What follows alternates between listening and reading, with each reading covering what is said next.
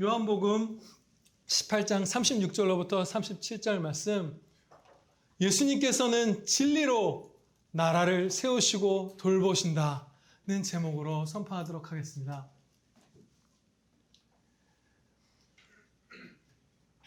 내 나라라는 예수님의 말씀이 이 말씀을 듣는 우리의 영혼을 이렇게 가슴 뛰게 하죠. 우리에게는 속한 나라가 있는 것이에요. 그런데 이 나라가 썩어 없어질 나라가 아니라 영원한 나라인 것이죠. 그래서 예수님께서 내 나라라고 말씀하실 때 주님의 자녀된 우리들로서는 기쁨을 누리게 되는 것이에요. 우리 주 예수 그리스도께서 세우시는 나라는 이 세상에 속한 것이 아닙니다. 주님께서 말씀하신 그대로예요. 그런데 조금 이 세상에 덜 속해 있거나 이 세상 나라들과 본질적으로 약간 다른 게 아니라 완전히 다른, 그야말로 영적이고 천상적인 나라예요. 영적이라는 표현이라고 해서 그것이 공간적인 천국이 없다는 뜻은 물론 아닙니다. 우리 육신을 갖고 그 공간의 천국에서 살아갈 거예요. 그런데 본질적으로 이 땅의 나라와 완전히 다른 것이죠. 그 무한한 차이는, 그 격차는 예수님께서 자신을 왕이시라고 계시해 주신 상황이 어떤 상황인가, 그리고 계시해 주시지 않았던 상황은 또 어떤 상황인가를 살펴보면 밝히 드러납니다. 무슨 말씀이냐면, 예수님께서는 이 이스라엘 백성들이 주님을 어떻게든 왕으로 삼고 싶어서 이 땅에서 로마와 같은 강한 나라를 세울 왕으로, 임금으로 삼고 싶어서 주님께 막 찾아올 때에는 주님을 왕이라고 계시해 주시지 않으셨어요. 거의 그런 말씀을 주시지 않았죠. 그런데 이제 그 유대인들이 예수님을 잡아 죽이려고 하고 있고, 또 이방의 지도자인 빌라도 앞에 결박당하여서 서 계실 때에는 내가 왕이니라 말씀해 주신 거예요. 완전히 철저하게 근본적으로 이 땅의 나라랑 다른 거예요. 그래서 우리에게 행복이 있습니다. 이 땅의 나라는 얼마나 허무한가요? 우리가 이 땅의 나라에 속한 것이 우리의 종국이라면. 성경에 예언된 대로 바벨론 제국도 망하고 알렉산더의 마케도니아도 망하고 로마도 멸망했죠. 성경에 기록된 그 방식 그대로 멸망했죠. 그리고 성경 말씀을 보면 애굽은 그렇게 멸망하지 않는다고 말씀해 주셨어요. 지금도 이집트는 있죠. 그 말씀 그대로. 그렇지만 원래 피라미드가 하얀색이었다면서요. 반짝반짝한 대리석 같은 돌. 그리고 위에는 황금으로 된 장식이 있고.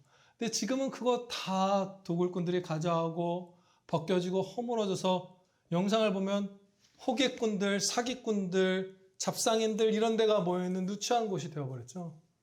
가장 위대했던, 역사 가운데 가장 컸던 제국 가운데, 영향력이 컸던 제국 가운데 하나가 이집트인데 그게 그렇게 돼버린 거예요. 나머지는 다 망해버렸고.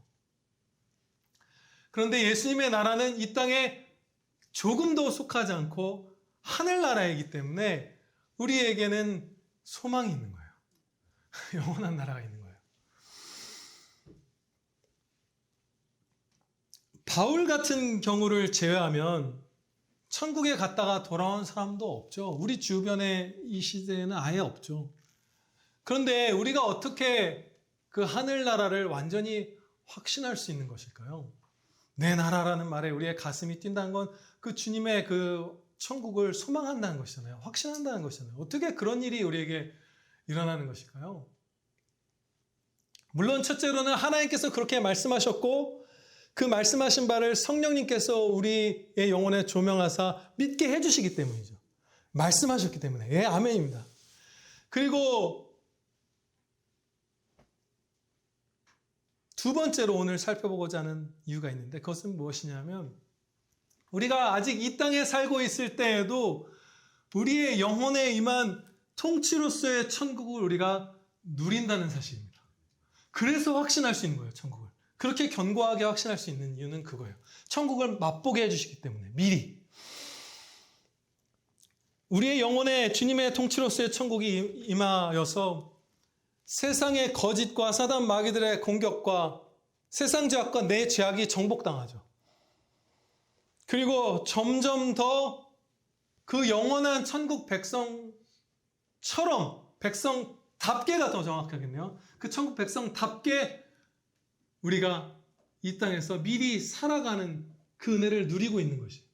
그래서 예전에는, 예수님 믿기 전에는, 이 진리를 먹기 전에는, 진리가 내 영혼을 뚫고 들어오기 전에는 상상도 못했던 사랑이든 용서든 신실함이든 정결함이든 용기든 복이든 기쁨이든 이런 것들을 우리가 여기서 맛보잖아요. 그래서 천국에 갔다 돌아온 사람이 없어도 천국이 있다는 것을 모든 성도가 다 확신할 수 있는 것입니다. 그 확신을 다 주세요. 우리가 조금만 따르기만 하면.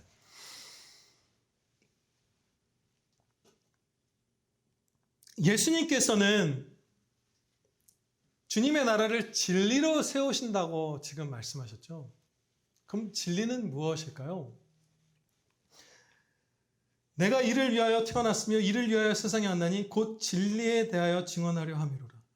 왕이신 예수님께서 진리로 그 왕의 임무를 하신다는 것이에요. 진리는 예수님 자신과 예수님의 말씀입니다. 그것이 진리예요. 예수님과 예수님의 말씀. 이것이 진리입니다. 성경에서 가르쳐 주신 바. 우리에게 주신 예수님의 말씀은 바로 이 성경 말씀이죠. 이제 기록된 말씀으로 우리가 전해받고 있죠. 주님의 공생의 당시에 사람들은 주님의 음성을 통해서 말씀을 들었을 것이고 그 이후 시대의 사람들은 그리스도의 영이신 성령님께서 인간 저자들을 사용해서 기록해 주신 이 성경 말씀으로 예수님의 진리를 듣고 있어요. 성경은 예수님의 말씀일 뿐만 아니라 성경 안에 계시된 예수님을 우리가 만나면서 주님을 알게 되는 것이기 때문에 그야말로 우리에게 거의 주님과 동등한 주님의 대리자와 같은 것이라고 할 수 있어요. 엄청나게 중요한 것이죠. 다른 데서 예수님을 만나는 것이 아니잖아요, 우리가. 물론 피조 세계에서 주님의 영광을 어느 정도 배웠지만 구체적으로 더 밝히, 더 깊이 주님을 알고 교제하게 되는 것은 예수님의 말씀이신 이 성경을 통해서 주어지기 때문에 주님의 말씀이자 주님을 만나게 해주는 것이 바로 이 성경 말씀이에요. 너무나 극도로 중요하다고 말할 것이죠, 우리가.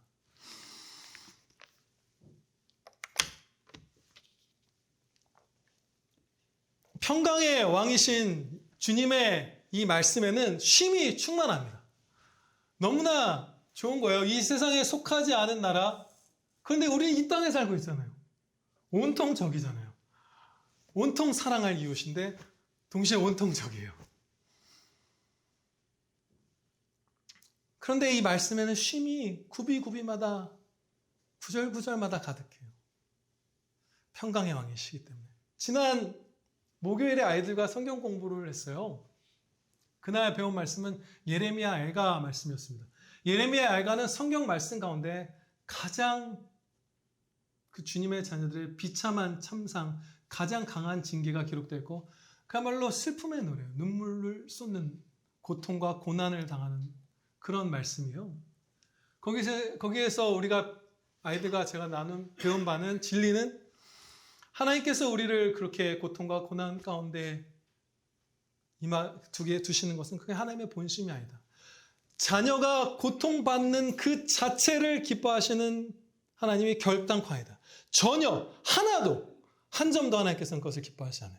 그렇지만 그 고통을 통해서 우리가 나음을 입고 온전하여지고 정금처럼 되고 진짜 기쁨을 누리고 주님께로 돌아오는 그 궁극적인 목적을 기뻐하시는 것이죠. 그 말씀을 배웠어요, 아이들과. 그러니까 굉장히 부담스럽죠. 당연히 그런 말씀은 우리의 죄악을 깨우치는 말씀이기도 합니다. 우리가 죄가 없었더라면 고통을 주실 이유가 없죠. 에덴에서는 그런 걸 전혀 주시지 않았잖아요. 그러니까 저와 아이들은 내 자신의 죄와 고통과 고난을 배운 것이에요. 그런데 성경 공부를 마치고 나서 우리 큰아들이 말하기를 아빠 예수님 믿게 된 것이 너무 기뻐서 눈물이 날 것 같아요. 그래요. 근데 제 아이들 얘기가 자주 나오는 거 보면 진짜 주의를 거룩히 지켰더니 은혜를 많이 주신 것 같아요. 놀라운 일들이 많았어요. 한 주 사이에. 근데 이 아들이 예수님 믿게 된 것이 너무 기뻐서 눈물이 날 것 같아요 하는데 눈물 날 것 같은 게 아니라 울고 있었어요. 그 말할 때. 저기 있네요. 그 기쁨을 주신 거예요. 세상에서 너가 잘 될 거야. 부유함도 누릴 거야. 그런 약속도 물론 어떻게 하면 이런 걸 주실 것이다 약속이 있죠. 장수할 거야. 네가 이 땅에서 원하는 세상적인 꿈 이런 거 다 이룰 거야. 그런 말씀을 배운 게 아니라 네 죄와 네가 받을 고통과 네가 받을 고난을 배웠는데 예수님을 믿는 게 기뻐서 눈물이 나는 거예요. 왜냐하면 그런 죄인을 끝까지 십자가를 대신 져주시기까지 사랑하시는 하나님의 사랑을 성경 말씀 구절 구절마다 우리가 알게 되기 때문이에요.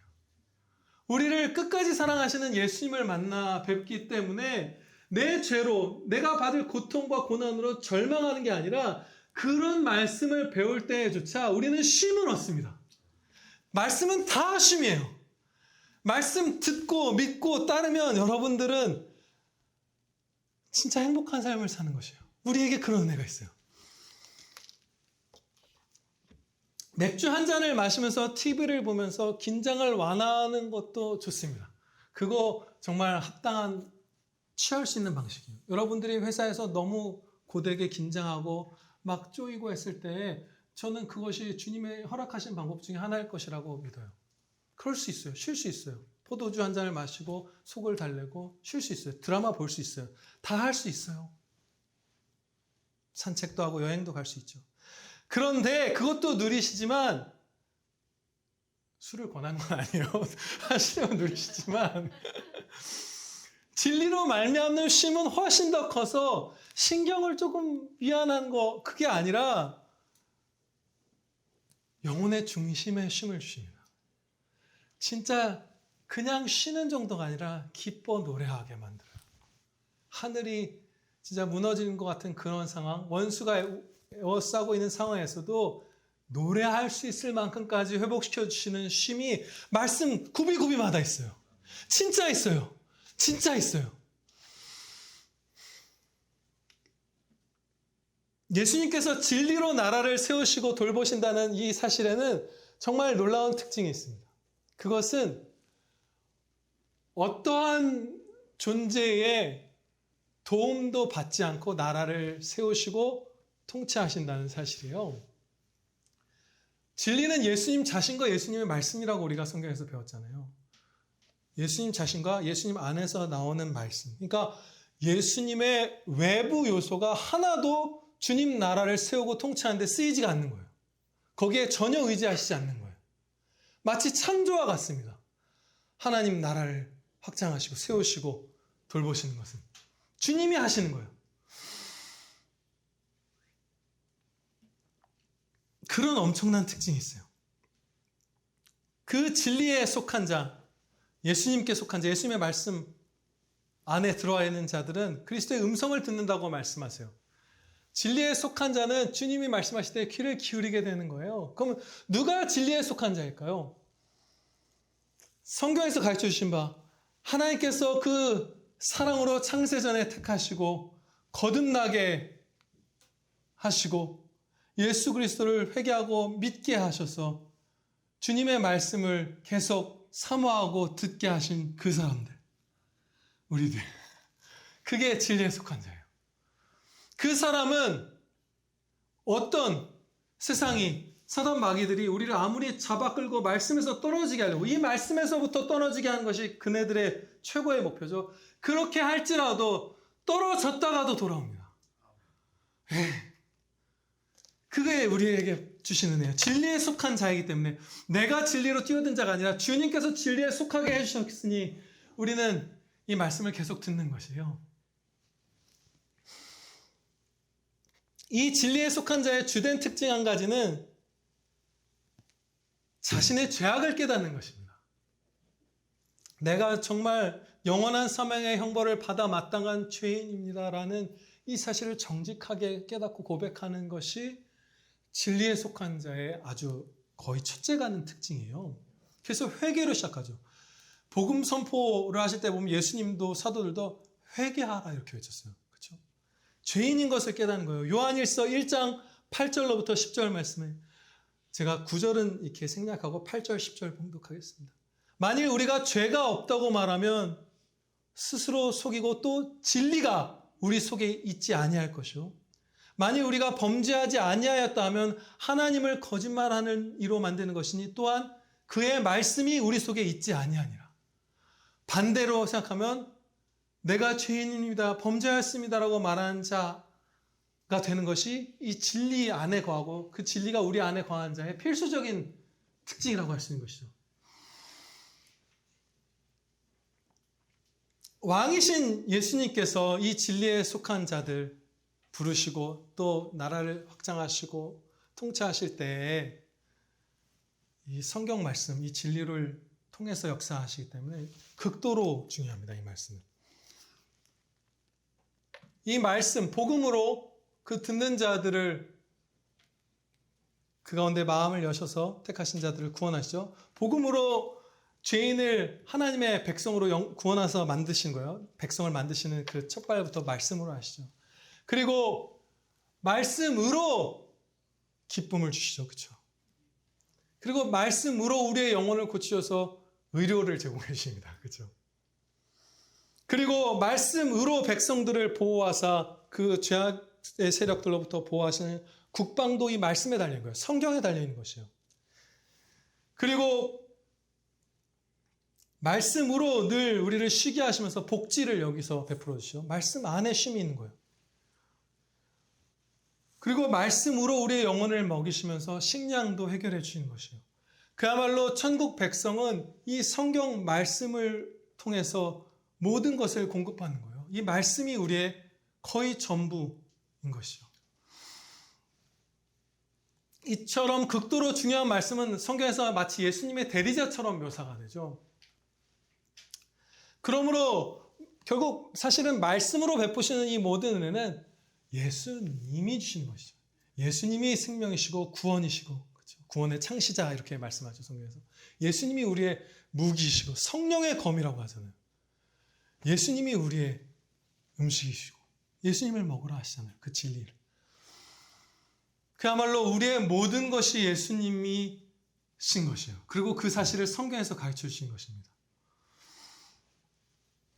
지금까지 우리가 배운 바대로 이 성경 말씀이 지극히 중요하기 때문에 그야말로 이것으로 주님의 나라를 세우시고 돌보아 주시기 때문에 외부의 다른 어떤 것도 아니라 이 말씀을 우리가 듣고 전하고 믿고 순종하는 이러한 것들을 정말 말할 수 없이 중요하게 여기셔서 거의 모든 것들을 이 세상의 일들 다 제끼고 최상단의 그 중요성을 두고 계세요. 우선순위를.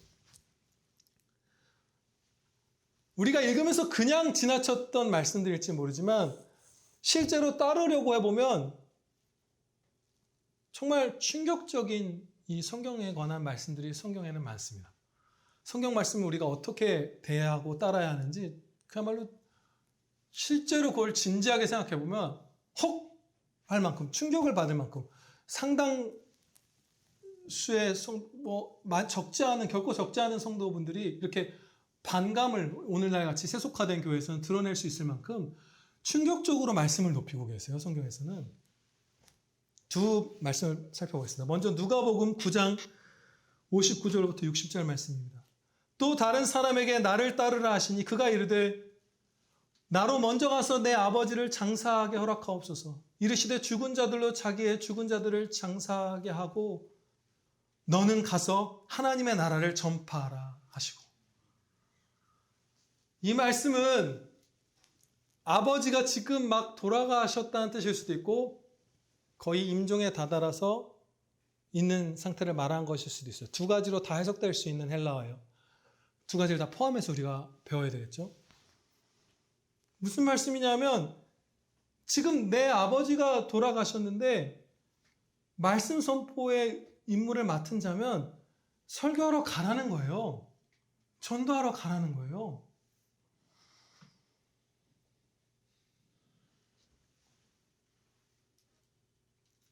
이게 누가복음 말씀에만 기록된 것이 아니죠. 이런 식의 진리가. 구약시대 대제사장들은 자기 가족이 죽어도 성소에서 섬기는 일을 그냥 하게 하셨죠. 곡하지도 말게 하시고.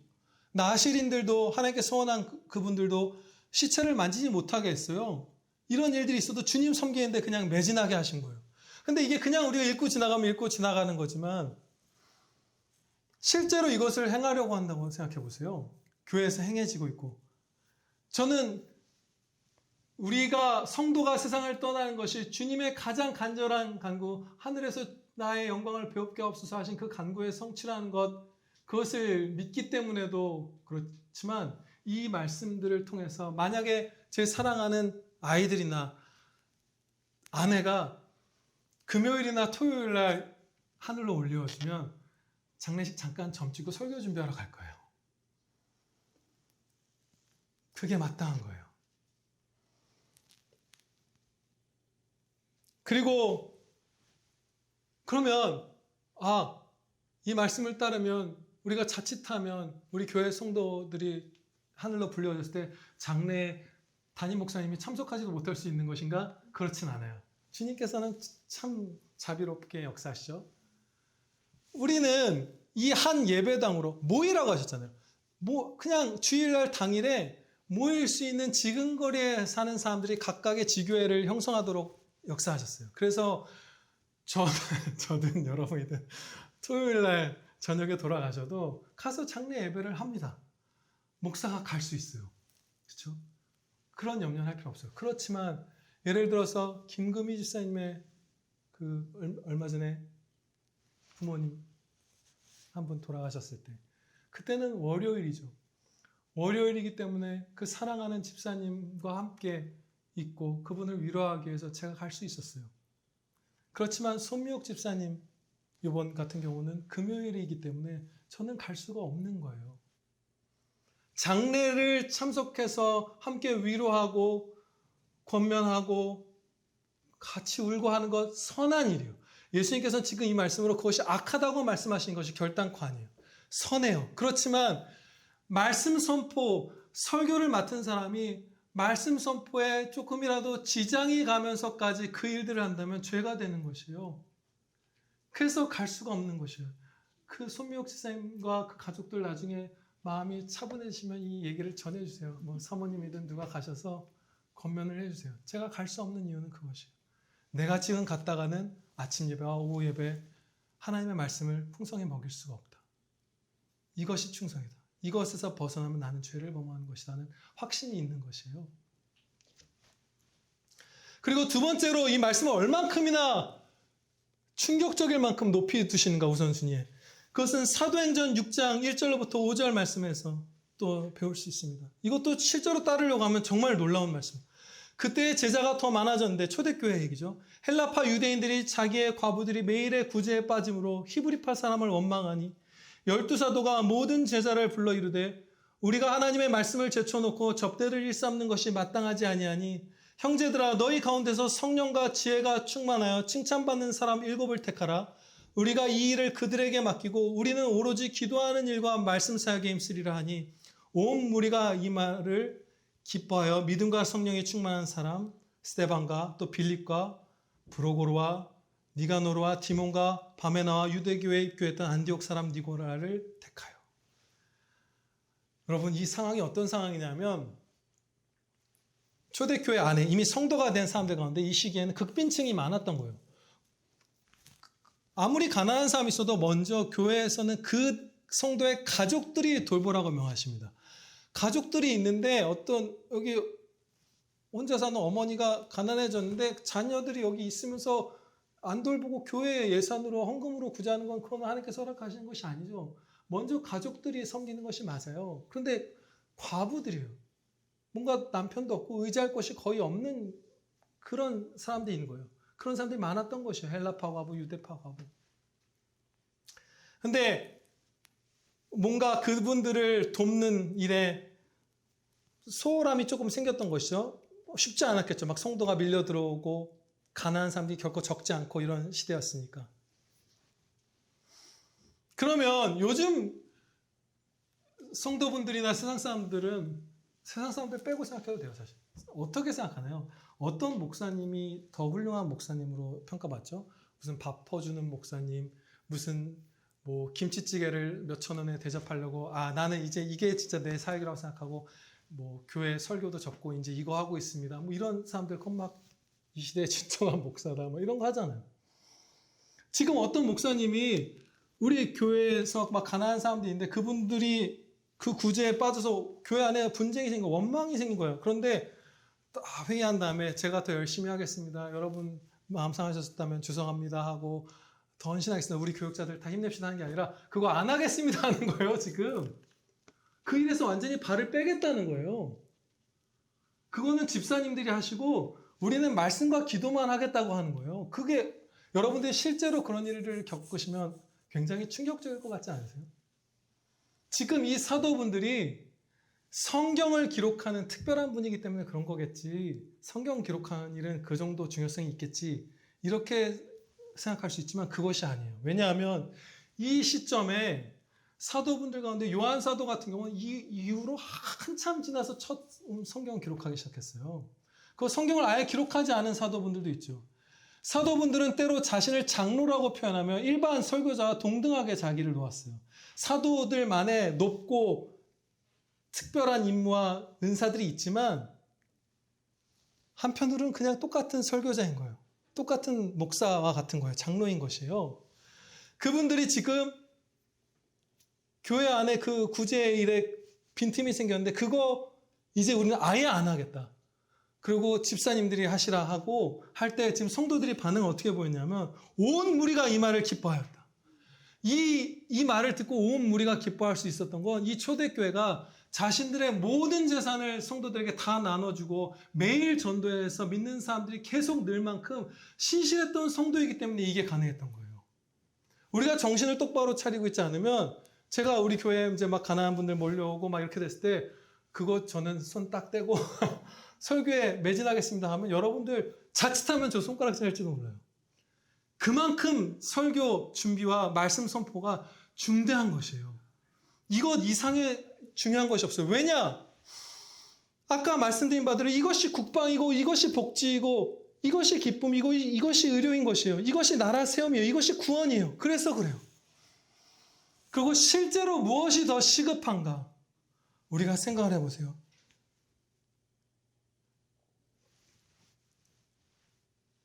지금 이 자리에 있을 수도 있죠. 아닐 수도 있어요. 다윗과 같이 지금 자칫하면 밧세바와 간음하기 직전에 다윗과 같은 마음을 가진 성도가 이 자리에 있을지도 몰라요. 그분은 주님의 말씀을 먹고 이 주님의 거룩하게 지내면서 그 죄악을 싸워 이겨야만 하는 시급한 도움이 있어요.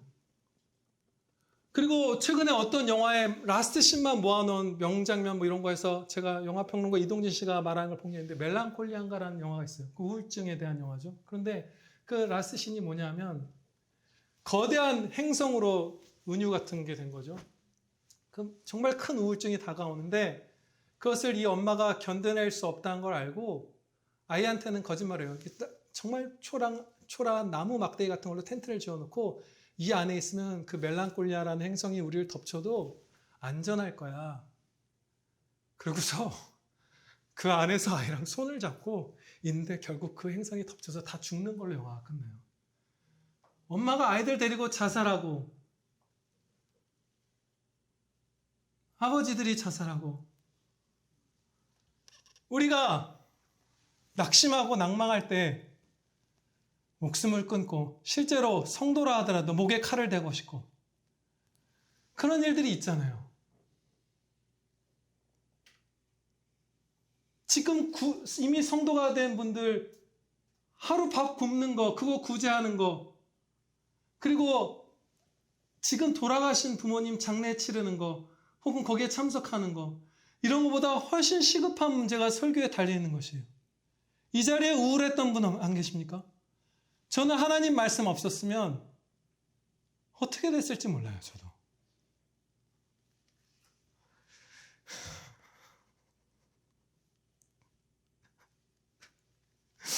누군가는 과거의 어려움에 과거의 고통, 과거의 죄악들, 과거의 핍박들에 짓눌려서 신음하고 있어요. 하나님의 말씀은 거기서 자유케 해줄 수 있어요. 또 어떤 사람들은 천국 소망이 연약해서 두려워 떨고 있겠죠. 지난주에 목요일인가요? 서울에는 경계 경보가 정말로 심각하게 됐었어요. 우리 동네 동대장님이 그걸 뭐 확성기를 하신 건지 모르겠는데 저희 아파트에는 실제로 이렇게 실제 상황입니다. 지하로 지금 즉시 대피하십시오. 진짜 전쟁 났다고 생각했어요. 인터넷에 접속했는데 인터넷이 안 돼요. 아, 전쟁 났구나. 그때 저랑 아이들 일단 기도해. 먼저 기도해. 하성이 울고 하영이 겁에 질리고 그날부터 아프기 시작했어요. 지금까지 아파요. 막 체하고 얘 밥 못 먹고. 일단 기도해. 천국 소망 없이는, 말씀 없이는 염려한 사람들이 있고, 우리 주변에는 성도 아닌 우리 주변의 이웃들 가운데 지금 사망으로 미끄러져 가는 사람들 많아요. 그런데 택하신이라고 해서 어떻게 해서든 그에게 복음을 들려주셔서 그가 예수님 믿게 해주신다고 해도 우리는 하루라도 빨리 그 사람을 구원해야 하지 않을까요? 제가 예전에 한 가지 놀라운 사실을 말씀드렸죠. 제 아내가 고등학생 때 그 2명의 친구가 전도해주지 않아서 이 신학교, 성도만, 세례교회만 올 수 있는 총신대에 안 왔으면 저 못 만났고 화성해양이도 없어요. 얼마나 큰 은혜예요. 시급한 거예요. 제가 설교하는 게 시급하고 여러분들 가운데 전도에 대한 설교 말씀을 듣고 전도를 실천에 떠가는 성도분들이 여러분 계셨어요. 저한테 와서 얘기해 주시는 분들. 전도의 말씀을 듣고 여러분들이 가서 전도하는 게 시급하고, 제일 시급한 건 계속해서 앰뷸런스 소리가 들리고 비극적인 뉴스가 있고 성도들이 울고 있고 이웃들이 공포에 떨고 있는 이 시점에 제일 시급한 건 구제도 아니고 함께 울어주는 것도 아니고, 그거 해야 할 사람들은, 할 수 있는 분들 하세요. 집사님들, 장로님들은 다 그거 하세요. 그렇지만 말씀을 맡은 자는 말씀을 선포하는 거예요.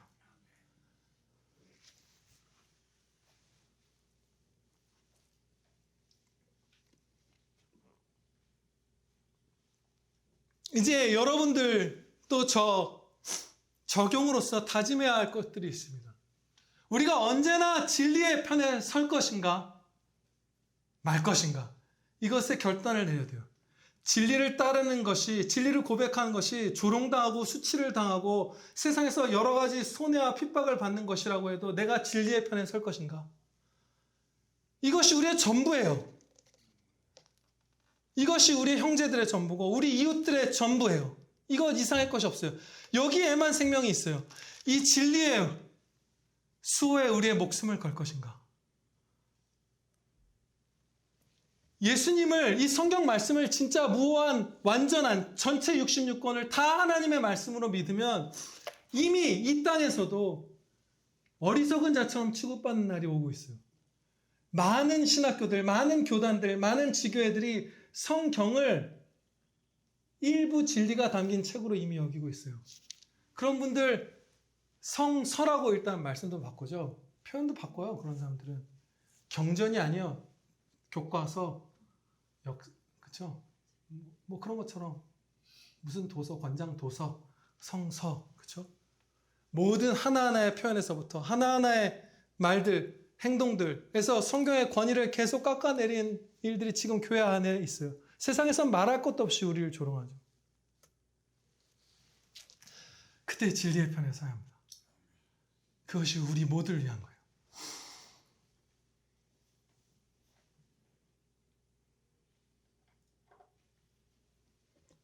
그리고 마지막으로 이 진리를 선포하고 마치겠습니다.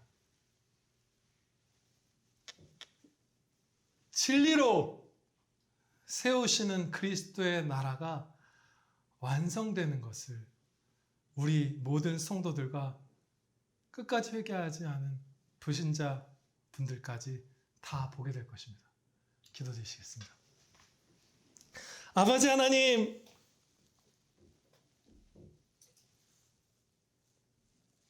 우리 구주 예수 그리스도께서, 우리의 왕께서 진리로 주님의 나라 세우시고 통치하시고 돌보시오니 저희 자신의 목숨보다도 이 성경 말씀 귀하게 여기는 그런 현명하고 복되고 안전한 그 행복한 아들, 딸들 저희 다 되게 하여 주시옵소서. 이 말씀 열심히 먹고 열심히 전하고 열심히 따르는 천국 백성 저희 되게 하여 주시옵소서. 아버지 은혜 내려 주시옵소서. 우리 구주 예수 그리스도의 이름으로 기도하렵나이다. 아멘.